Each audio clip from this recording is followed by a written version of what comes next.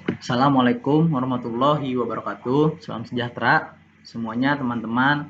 Pak Hari, eh, pertama-tama kita panjatkan puji syukur kehadirat Tuhan Yang Maha Esa, Yang Maha Kuasa, karena berkat lindungannya, karena berkat izinnya, presentasi ini dapat dijalankan. Lalu yang kedua, saya terima kasih kepada Pak Hari selaku dosen eh, etika profesi B yang telah membimbing kami, mendidik kami dalam mata kuliah etika profesi. Perkenalkan, saya Ahmad Haidar, mahasiswa Sistem Informasi angkatan 2018. Lalu saya ingin hari ini ingin menjelaskan, menambahkan apa yang penjelasan yang sudah diberikan oleh Pak Hari pada pertemuan perkuliahan mengenai perlindungan hak cipta. Nah, definisi daripada hak cipta itu merupakan hak eksklusif yang terdiri atas hak moral dan hak ekonomi.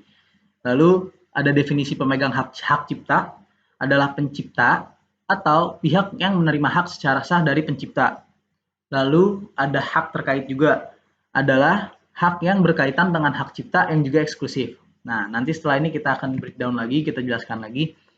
Nah, sering kali terjadi miskonsepsi di masyarakat, yaitu eh, mereka itu bilang hak cipta itu melindungi ide-ide kita. Makanya kita harus hmm, ide itu berharga katanya gitu. Nah, sebenarnya hak cipta itu tidak melindungi ide. Nah, dapat saja dua orang memiliki ide yang sama namun wujud ekspresinya berbeda. Itu boleh dalam hukum hak cipta. Lah, kedua orang tersebut memiliki originalitas atas karyanya masing-masing. Jadi malah dua orang tersebut dapat hak cipta masing-masing walaupun idenya sama. Nah, biar lebih jelas kita contohkan studi kasusnya. Ada dua kameramen, dua fotografer yang ingin memfoto objek Monas, Monumen Nasional di Jakarta. Nah, yang pertama hasilnya seperti itu, yang kedua hasilnya seperti itu. Bisa kita lihat hasilnya beda. Nah, ini tidak bisa dibilang sebagai plagiasi karena fotonya adalah beda, wujudnya adalah beda. Jadi ini sah-sah saja dalam hak cipta. Lalu di sebelah kanan ada undang-undang pasal 41 hasil berbunyi hasil karya yang tidak dilindungi hak cipta meliputi salah satunya hasil karya yang belum diwujudkan di dalam bentuk nyata. Jadi kalau hanya ide saja itu tidak dilindungi oleh hak cipta. Lalu selanjutnya ada hak terkait. Nah, sebagaimana yang sudah dijelaskan tadi di awal, kita breakdown lagi di sini. Hak terkait itu merupakan hak yang berkaitan dengan hak cipta yang merupakan hak eksklusif bagi pelaku hak terkait juga. Jadi sama-sama eksklusif dengan si pemegang hak cipta, hak terkait ini. Contohnya kalau dalam perfilman, siapa siapa itu yang mendapatkan hak terkait? Yaitu contohnya pelaku pertunjukannya, lalu produser rekamannya, lembaga penyiarannya. Nah, karena kan yang dapat hak cipta itu adalah filmnya, mereka itu dapat hak terkaitnya. Makanya kalau misalkan kita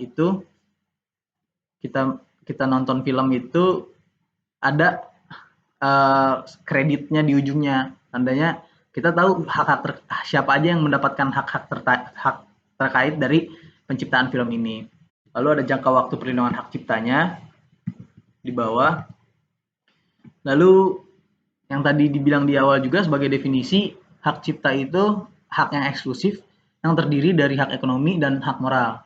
Nah, hak ekonomi ini hak pemegang hak cipta untuk penerbitan ciptaan, penggandaan ciptaan dan dalam segala bentuknya, penerjemahan ciptaan, pengadaptasian, pengaransemenan, transformasi ciptaan, komunikasi ciptaan, penyewaan ciptaan. Jadi hak privilege yang diberikan kepada pemegang hak cipta. Lalu yang kedua adalah hak moral, yaitu hak yang melekat secara abadi pada diri pencipta. Nah, seumur hidupnya tuh abadi, tetap yaitu hak untuk tetap mencantumkan atau tidak mencantumkan namanya. Lalu ada hak untuk menggunakan nama aliasnya atau nama samarannya. Lalu pemegang hak cipta juga boleh mengubah ciptaannya, mengubah judul dan anak judul ciptaan. Lalu hak yang terpenting ini menurut saya itu untuk mempertahankan haknya jika terjadi distorsi ciptaan, mutilasi ciptaan, modifikasi ciptaan, atau hal yang bersifat merugikan kehormatan diri atau reputasinya. Itu bisa kita dapatkan haknya. Lalu ada yang namanya lembaga manajemen kolektif. Nah, lembaga manajemen kolektif ini adalah organisasi non-pemerintah yang berbentuk badan hukum yang diberi kuasa oleh pencipta, pemegang hak cipta, atau pemilik hak terkait guna mengelola sebagian hak ekonominya untuk menghimpun dan mendistribusikan royalti. Nah, operasional LMK ini ambil 20% dan 30% di 5 tahun pertama pengadministrasian, evaluasi, pengawasan LMK, dan pencabutan izin LMK oleh pemerintah. Antara lain mencakup syarat pendirian lembaga, manajemen kolektif, tata cara diatur dalam Peraturan Menteri Nomor 29 Tahun 2014. Nah, jadi ada lembaga juga yang membantu pemegang hak cipta untuk mengelola hak ekonominya. Nah, ada inspirasi ciptaan, artinya ciptaan yang timbul dari inspirasi. Misalnya contohnya nih digambarkan analogikan anak lagi baca buku, lalu dia berpikir gitu kan, dia terinspirasi, lalu dia mewujudkan idenya, lalu menjadi ciptaan yang bisa mendapatkan hak cipta, film atau lagu dan lain-lain. Nah, gitu. Lalu ada juga adaptasi ciptaan atau artinya ciptaan yang wujud karena hasil dari adaptasi itu. Contohnya misalkan Resident Evil. Resident Evil itu kita kenal sebagai komik, video game, film. Nah, padahal sebenarnya Resident Evil ini adalah awal komik. Awal komik udah memiliki hak cipta, lalu dia adaptasikan ke dalam video game dan ke dalam film. Nah, tiga-tiganya ini dia punya hak cipta yang berbeda-beda, yang masing-masing. Jadi tetap aman semuanya dari pelaku-pelaku kejahatan hak cipta.